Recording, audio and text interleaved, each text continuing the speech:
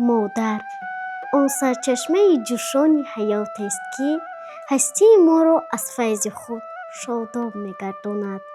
مادر سرچشمه مهر و محبت، شفقت بیکنار، نور هر یک خاندان است. مادر تویی آن ماه درخشانی که شب‌های تیره و تاریک ما را روشن می‌سازی. مادر چهره نورانی تو برای ما عزیز و مقدس است. مادر دستی نوازشگری تو تسکین بخش ما در لحظه های دشوار زندگی است. در بهاران عید مادر می شود، دیده و دلها منور می شود. حسن ناتکرار فصل نوبهار با نگاه زن برابر می شود. از فروغ چشم مادرهای ما تاجیکستان همچو اختر می شود. از همین مادر به دنیا رهنما پس بزرگانی دلاور می شود. بهر فرزند عالمی بختی بلند با دعای دست مادر می شود. در ره تصویر حسن مادران جمله فرزندش سخنور می شود. روز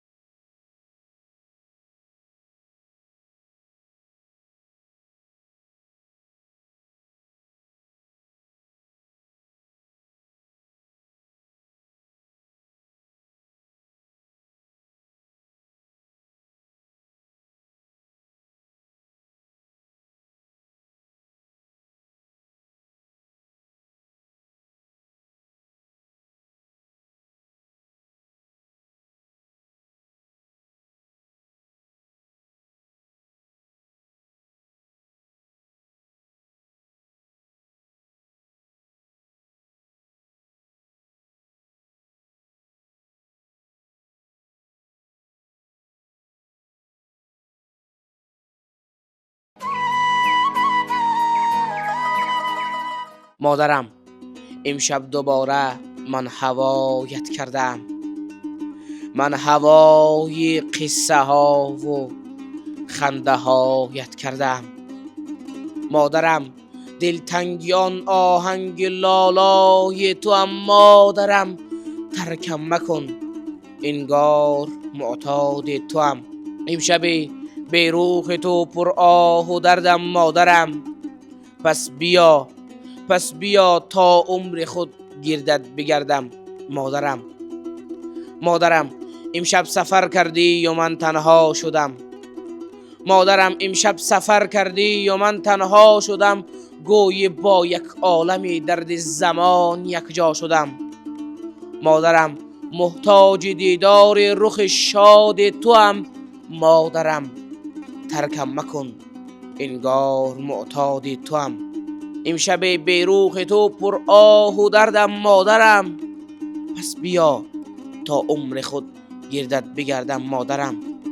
شانه های مادر من تکیه‌گاه های من است، او امید هر شب و هر صبح فردای من است. او اگر با من نباشد سخت ویران می شوم. همچون مجنون راهی دشت و بیابان می شوم. مادر من قصه هایش قصه پیغمبری است. مادر من حرف هایش درس های زندگی است. مادر آره بهترین موجود و بحری آدم است.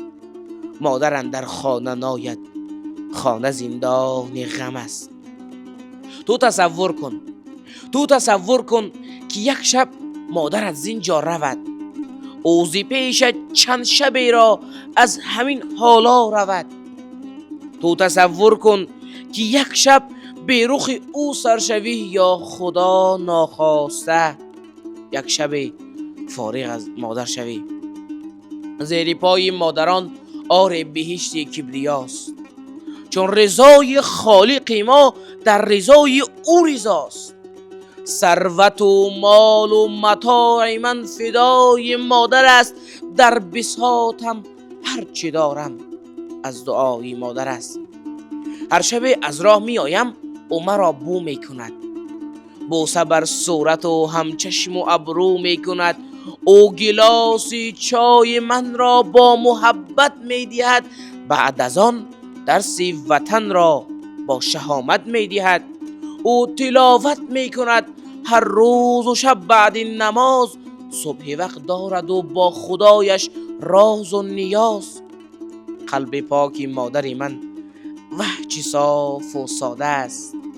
او دو دستش بر دعا هر شب سری سجاده است. او اگر با من نباشد سخت ویران می شوم.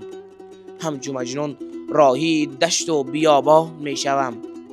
ای تو رحمان و رحیم و سامع و ذات بصیر، هر کسی را مادری دادی از او واپس مگیر. از بهشتی